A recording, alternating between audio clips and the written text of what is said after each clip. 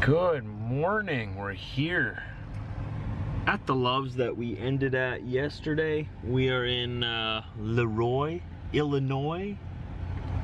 It's cold out. Look at this. Look at this. We've got some frost on the edge of the window here. It's gonna be a really cold day.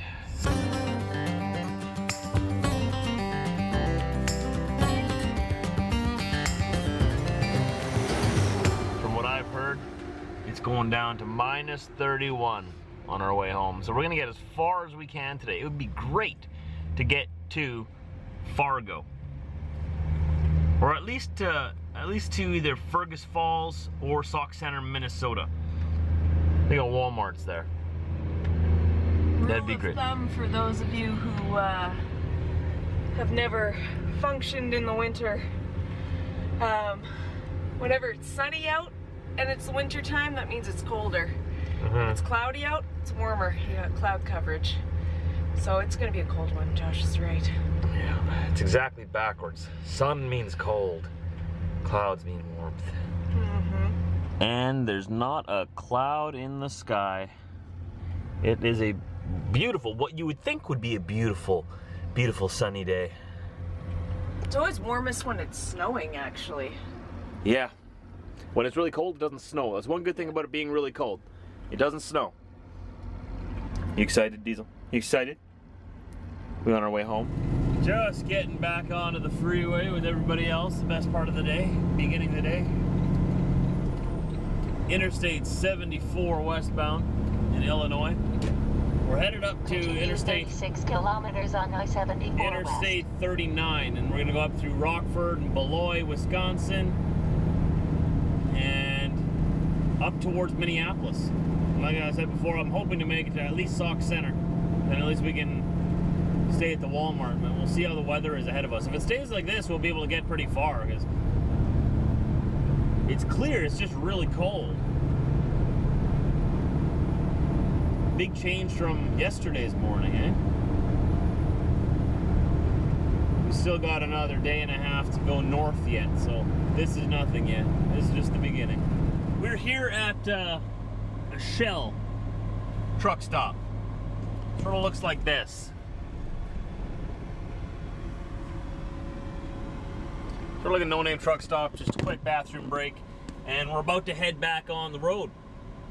But I just wanted to give a quick shout out and thank you to all of my patrons on Patreon who have stood by me for so long and who have consistently been there to help me grow this channel and get better equipment and whatnot, and to continue forward with everything.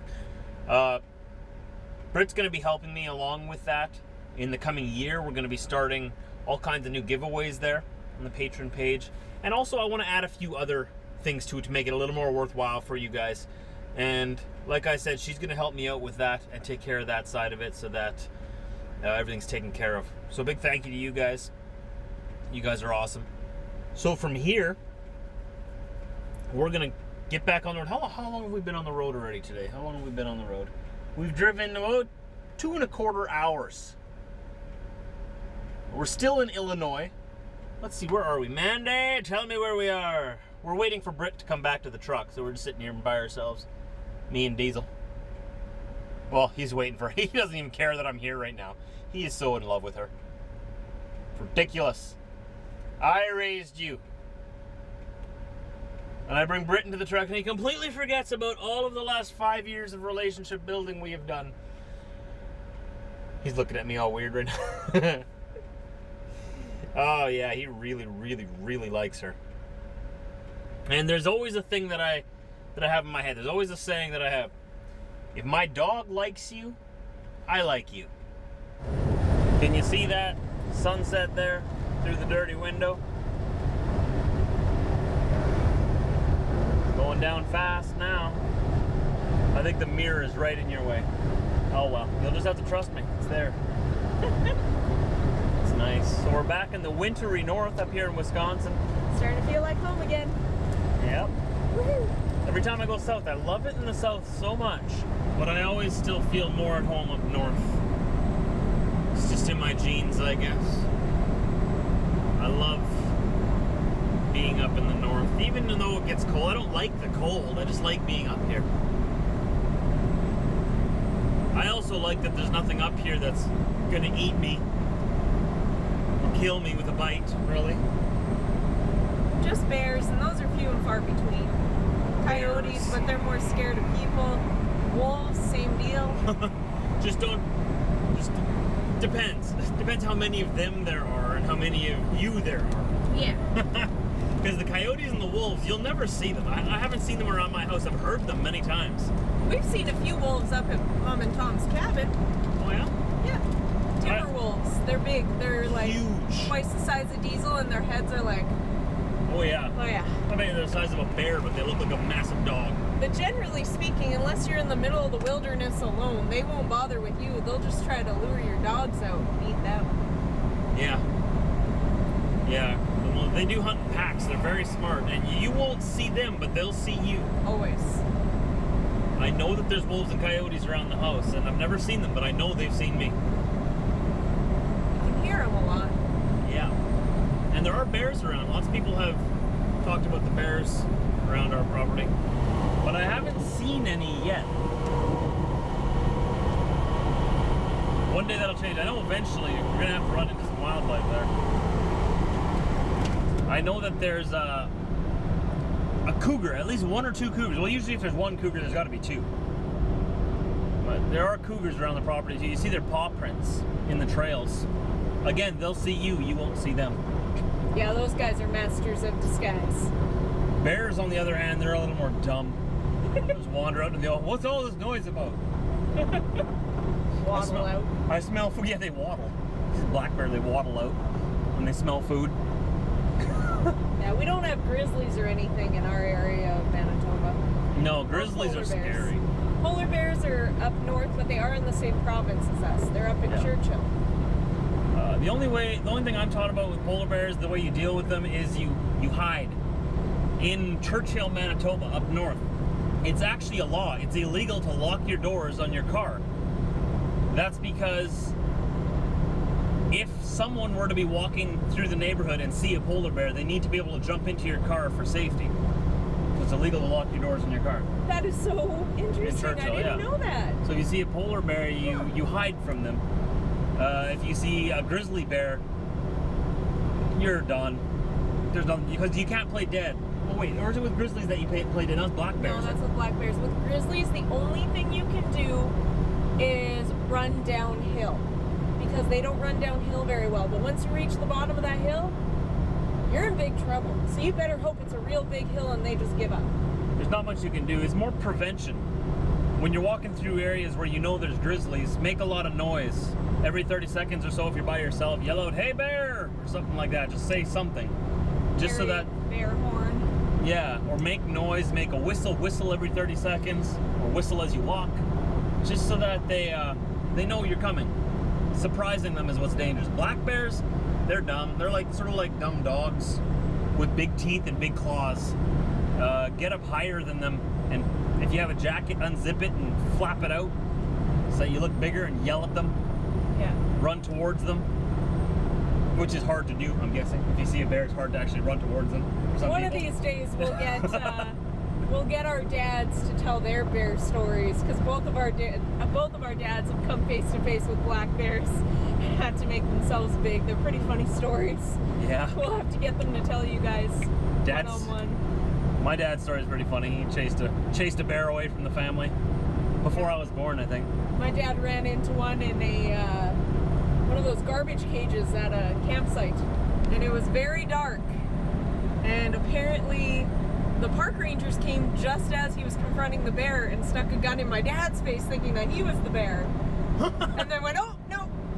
Put it over to the bear, and the bear ran away. But what was your dad wearing that they thought he was the bear? Something very dark, but he was making himself big, right? And he was on his like tiptoes and...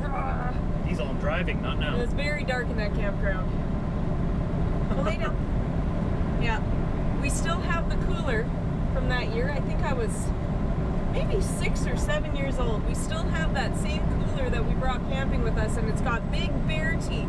They were eating the potatoes and the cheese slices, but leaving everything else. It's the strangest weekend at West Hawk Lake. We'll have to get them to share those stories. Yeah. Other than that, I don't know anyone who's run face to face with a pack of wolves. If you're by yourself, you don't stand a chance unless you climb a tree. But then they're just gonna wait at the bottom of the tree until you either come down or die. Yeah, I know a couple times Mom has been sitting in the side yard of the cabin, and there's been a timber wolf or two, and she's gone, oh my goodness, and quickly snuck to the door. But they're almost as tall as the van that they used to have, a Dodge minivan. They came right into the yard? Yeah. They're very brave over there, because there's a lot of dogs around there. I'd like to have a pet timber wolf. Oh, me too. I've known people with pet wolves. Really? Yeah. They're very dangerous because they can turn on you. They're still wild in their mind. Yeah. So you'd almost want like a second generation domesticated wolf or something. Take a lot of work. It would be. That'd be awesome. It's like, hey, want to see my pet wolf? Exactly. My pet wolf that's smarter than I am and runs the show in the house. Yeah, he's the alpha of the entire neighborhood. Yeah. Everyone's scared of him. Wisconsin cheese. Wisconsin. Wisconsin. Told you they make cheese here in Wisconsin. That mouse is perfect. Yep. We're here at Perkins, actually. Just on the other side of the highway is Flying J. It's exit 116 on the I-94 coming through here, and we were gonna go to Denny's and eat there, but I saw Perkins just across the street here with some truck parking. Figured we'd come here and say, check this out. I never even knew this restaurant was here. It's bringing me on a hot trucking date. It's a trucking date. Perkins date. Oh boy. I might buy a salad. I'm gonna eat like a boy. I'm probably gonna eat a burger. The only salads I eat are Caesar salads. Cold enough for you? It's not so bad. I'm a bit of a wimp today. He's the complainer. I don't like the cold. I'll deal with it. So short. Yeah, I gotta like hold it down. There we go. The trucking date. You know it. Trucking date. Here we go.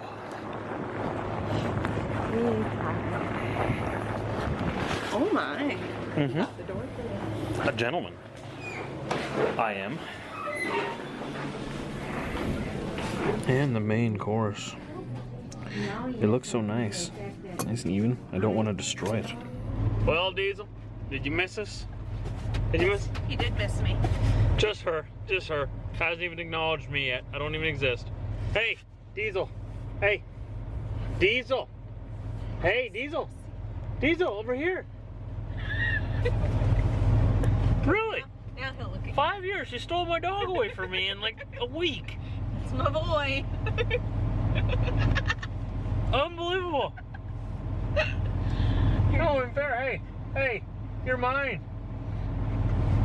I'm the master here. Yeah. Oh, yeah. Now you going? Okay. See. And right back to me. Stole my dog. So the meal was delicious. Delicious. Really, I had some kind of a Cobb salad. A Cobb salad. It was did you see it there? Yeah, you saw it. Eggs and bacon and all the other good stuff with some green stuff in there. I couldn't figure out what that was, but I ate it with everything else. It seemed to be all right. Put some dressing on it, and it tasted like nothing really, but it was there. So now we're on our way further. We have another 5.25 hours, 5 hours 25 minutes that we can drive yet. We're gonna get as far as we can. You having fun? Yep. Yeah, you liking the truck so far? Yeah. Yeah? Yeah, I can't wait to go get the wieners. I miss them. She misses her wieners. I miss my wiener. We're gonna go get them tomorrow. Yeah. I'm gonna go to my mom's for dinner. Go get the wieners. Time for some fuel again. It is cold. It is minus 21, minus 22 Celsius right now. It's cold. I'm gonna figure out what that is in Fahrenheit in just a minute. Let me park. Whew. That's cold in Fahrenheit. Let's see. Minus 22, I said. It's a dog. So it's a negative 22 C to F. She's thinking. Negative 7.6 degrees Fahrenheit. What it is right here. Minus 7.5. Round up to minus 8. Doesn't sound so bad in Fahrenheit. Oh, only -7, not bad, not bad. That's almost t-shirt weather. So out of 7 pumps here at Love's, only 2.5 are working. 2 are working fully and 1, just the driver's side, is working. Out of 7 pumps. This seems to be a habit of Love's to not have operational pumps. Do any of you notice this as well? Seems that almost every time, I'd say at least every second time I stop at Love's, half their pumps aren't working or all of their pumps aren't working. It's happened to me a couple of times this last summer where all of their pumps are offline for like an hour or 2, just for no reason, exactly when I show up.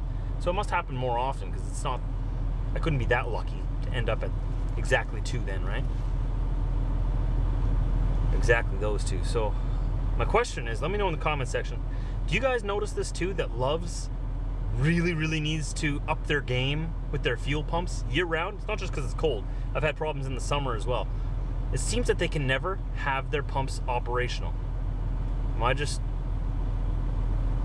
noticing this myself, or do you notice this too? Just entering the state of Minnesota. We're gonna go through Minneapolis. We're very happy to be here. This is the last scale. We're just gonna pass by the scale here. Good, it's closed. It's the last scale before we get home. There's one more that could possibly be open up in North Dakota, but chances are about 1 in a million. I've seen it open once in the last like 10 years. So after this, we got another 3.5 hours we can drive today. We'll get very close to Fargo, North Dakota. Probably get close to Fergus Falls, Sauk Center, somewhere in there. And then tomorrow afternoon we'll be home. Still getting cold. Well, it's still sitting at about -22, so about -8 Fahrenheit. A little bit nipply. The end of the day is here. Fergus Falls, Minnesota. Britt over there is fitting right in already. She's brushing her teeth trucker style over there. A bottle of water, some toothpaste and a toothbrush, and a window that rolls down. That's all you need to brush your teeth on the road. Mm-hmm. See? Trucker Britt. Right there, she knows how to do it already. I'm tired. It's been a long day. We used up almost a full 14-hour day again, but we should be home. Well, we're 4.5 hours driving away from home. We're gonna get up tomorrow, go to the Walmart in Fergus Falls here, fill up our grocery stock. We're going to her mom's house for supper. I don't know what we're having yet, but it's gonna be good. And then we're gonna head home, and I'm gonna edit some vlogs, have a reset at home, and then we'll be back on the road. I'm too tired to even know what I'm talking about right now. Diesel, end the vlog. Say something. Do something. Do something.